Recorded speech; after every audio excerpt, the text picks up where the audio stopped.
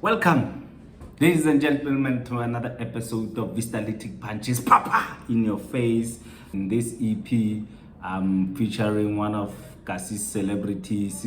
Last year, we had an allegation case was opened against Du-Pont by Du-Pont, and we know that things have been going back and forth in terms of whether he did it or he didn't do it. But what I have for you today is an exclusive video of Sisamanda that I caught where she explains everything. Now guys, in this video, it's for you to take whatever you want to take from it. It's not for me to comment or to say anything. This is just for us as South Africans to determine where does the truth lie, because I think there's a thin line between what is real and what is not real. But this video is to clear the air in terms of where Amanda Du-Pont was coming from, and it's for you to judge, not for me but for us. Boom.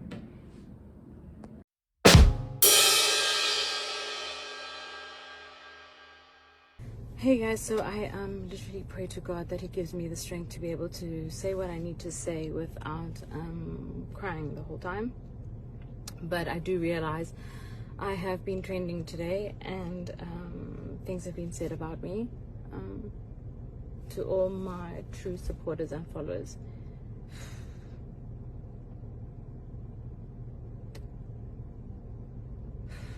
I honestly feel like you guys know the core and the essence of what I am, so I would be doing myself a disservice by not saying something. I think probably what I did wrong in the past is brush all of this under the carpet and not say anything, just because I don't like drama. I'm a peaceful person. I prefer to focus on my own things, but I'm different. I've grown, and I think I'm a really strong woman, and I believe other women should never ever let another man step on the name you've built, so you've worked so hard to build. So I'd like to address things that were said about me by Mulema Marahanye, Jub on MacG's show, as well as MacG. Okay, so there's three things that I mainly want to address. The first was saying that he smashed me. First of all, Mulema, you raped me.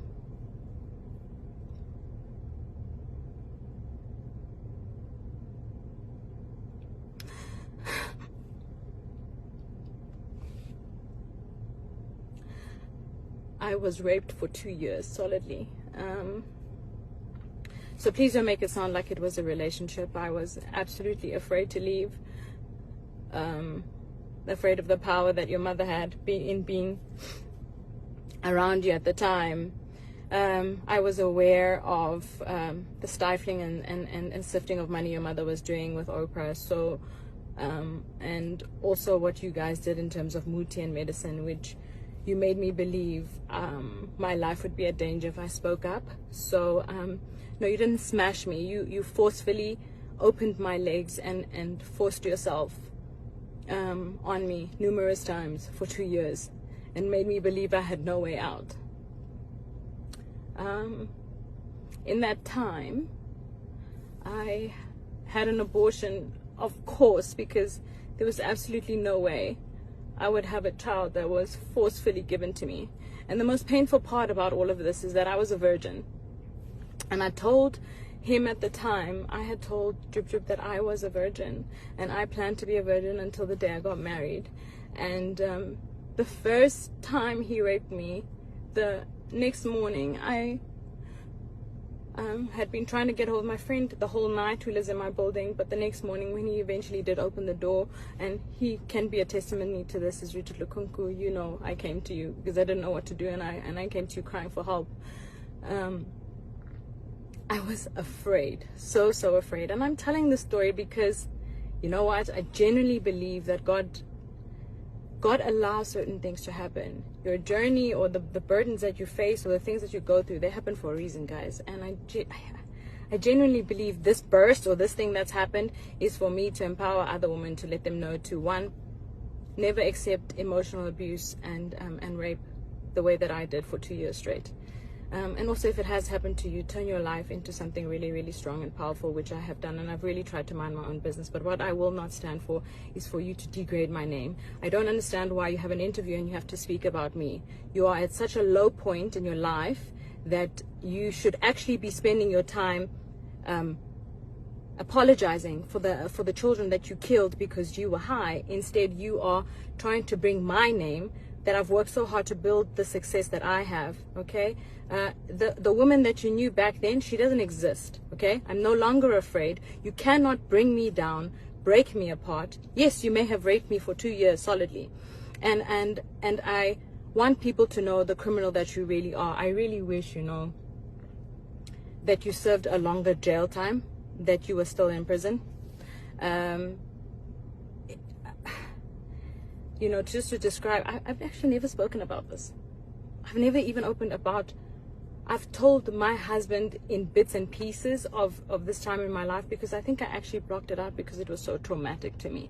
But he would do things like wait for there to be people to rape me, because it got boring just to rape me plain and at home. I remember the one time I had my siblings visiting from school, and he would do it while they were around in the same room so that I wouldn't scream, I want people to know the kind of person that I dealt with. God, this is so not on brand.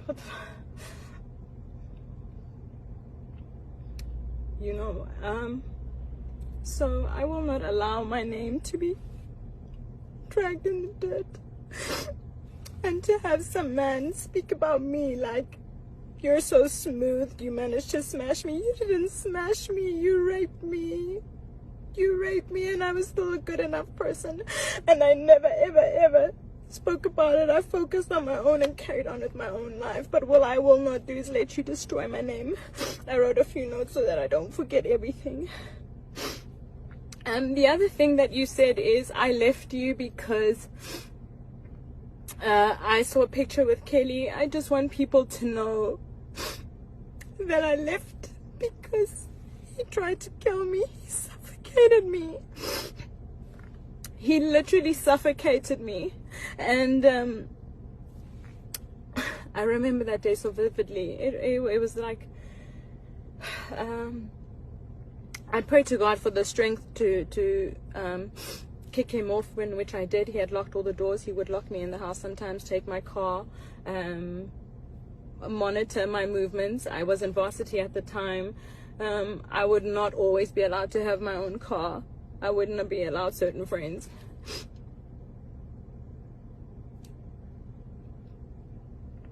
My friend Lusanda,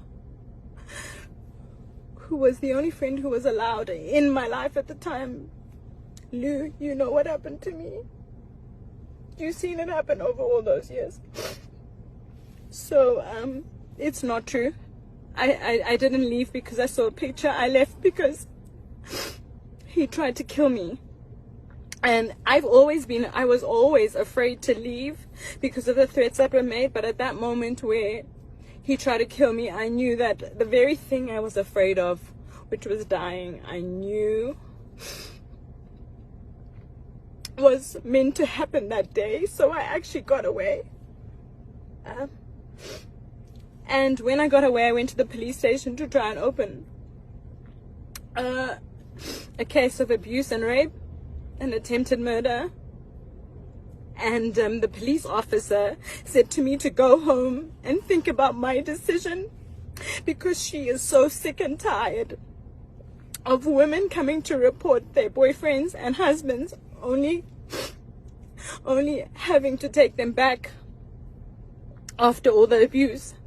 So I just wish I had more information about how to get out and how to deal with rape and what it is that you should do when it happens to you. But in the beginning stages when it happened to me, I would reach out to my friends and they didn't do anything. One of my friends still calls me and says he regrets not helping me.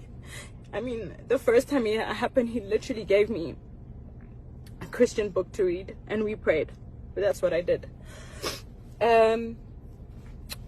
So, trying to find my strength. Anyway, so that was the real reason I left. I left because my life was in danger. And I tried to open a court case. I tried to open a case against him, and our police system failed me. The lady sent me home because she says that women always go back to gender-based violence. I don't speak about these things publicly, but if you know me and you follow me, you will know that with my skincare business, during Women's Month, we donated money to Future Females to help build homes for gender-based violence for women.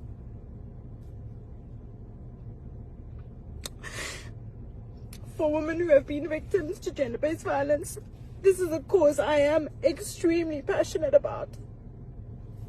And it's enough. My name will not be destroyed by a man ever again. The other thing that I would like to address, sorry, my phone cut, is saying that I specifically came to visit Mulemo in prison on some personal visit. All right, so DJ Spoo, actually, I do a lot of charity work. DJ Spoo called me and said, would I be keen to do some charity work? There are some prisoners in the cells who have decided to change their lives around, who have been studying, and they're having a graduation. So I actually went there for a charity event. I had no idea that Mulemo was one of the criminals locked up in that very prison. I had no idea he would be there. I had no idea there would be media there. I went there for a charity event, and in fear, I panicked. He asked for a photo. I took the photo and did my best to smile. But I did not go there to visit him. So, speaking in public, telling people that I came there to come and have a personal visit is not true. The other thing I want to say is one of his close friends had reached out to me because there was a funeral, and he said to me, Amanda, hey, we haven't heard from you in a long time. You know, what happened to you? And I said, well, you know, to be blatantly honest, your friend has been raping me. I endured rape for 2 years, so I don't ever want to see him again. And he said, why didn't you say something? Because we've had so many out-of-court settlements for him doing similar things to different women. So, Mac G, Mulemo, Marahanyo, Jub, both of you, for the fact that you, especially Mac G, you find gratification of not verifying facts for your own personal gain and financial standing, when you could potentially be destroying people emotionally, not knowing what they have been through. I urge any woman who have been abused, raped by both Magji or Mulemo to come forward. And Kelly Kumala, I just want to say, I believe you. And I think you're an incredible mom. I don't need to know the details because I endured the trauma myself. And I know you probably fought to be alive too. So, you know, any woman who've endured any abuse from Magji, from Mulemo Jub, because I genuinely believe that it takes an abuser and someone who condones gender-based violence to have been able to conduct an interview like this and to speak of women in such a manner. It is 2021, guys. It is not okay anymore. Okay, we may have accepted your abuse before. Our parents and grandmothers before us may have accepted it, but this stops here. Okay, I am the example. If there's any of those women who have been abused by these men, I urge you to please DM me, come forward, and we will fight them together, because I'm not afraid anymore. Okay, and evidently they're using my name in their interviews for relevance, because I'm quietly focusing on my career, which is very successful at that. God has been so good and gracious to me. But I also believe that God would have not allowed these things to happen to me if there wasn't a purpose and a reason for it.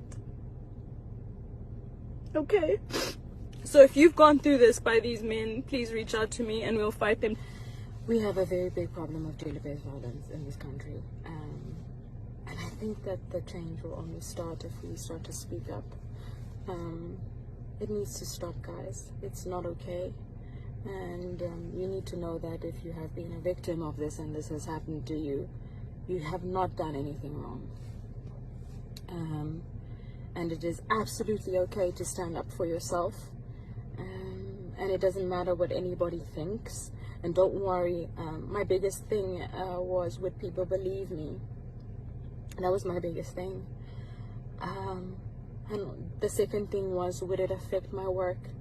You know, as a female, I genuinely believe we're always fighting double time against the opportunities that men have. So I didn't want to create any problems for myself. I just wanted to make sure that I was successful at all costs. And although that's what I may have wanted, I realized that putting this, I literally stored this under a rug and I hoped that I would forget about it, but I never dealt with it. And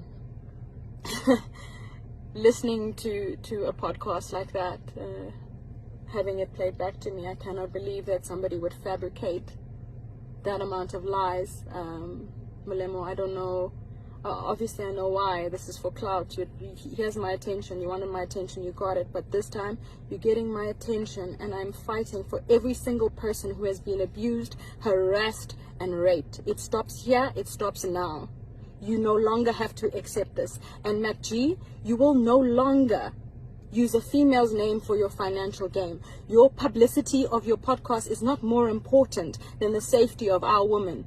Okay, the change starts with us. If we don't protect our women, which you two have both done a terrible job at doing, I'm going to change that narrative. Okay, it stops here. It stops now. I'm actually really proud of myself for speaking up about this and telling my story. For years, I was traumatized. I remember literal flashbacks of my younger sister and I literally running away from the house because we were afraid. We were afraid of what would happen to us. And now I'm in such a position where I'm empowered, I'm strong, and I know that God is in control. I'm not afraid of you. And it's wrong what you did. You took the virginity of a woman who was saving herself for marriage. Not once, but you continuously raped me for 2 years. My spirit almost died. I almost died. I tried to kill myself twice because of what you did. But you know what? I'm so grateful.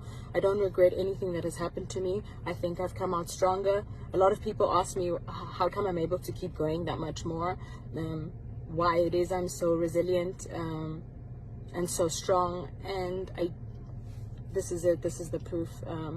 When you've gone through so much and you still choose to overcome, like, I'm in a place where I'm fearless. I'm not afraid of you, okay? And I will take you up to court legally for defamation of character, both MacG and Du-Pont. It is not okay for you to drag my name in the dirt, that you guys need to be relevant for whatever reasons in your career, okay? I will meet you in court, and any women who have been harassed, raped, and abused by these two men, I have your back. Kelly, this is including you. If you guys needed just a little bit of more support to fight these people, I got you. It stops there. This is rubbish, okay? The change starts with us, and we are the change. I love you guys so much. Really, all of you that have been such an important part of my journey and my career, and it's been an amazing opportunity to grow with you, and I think it's important that I share this with you. So yeah, I'm standing for change, and I will fight this, and you will not drag my name that I've worked so hard to build.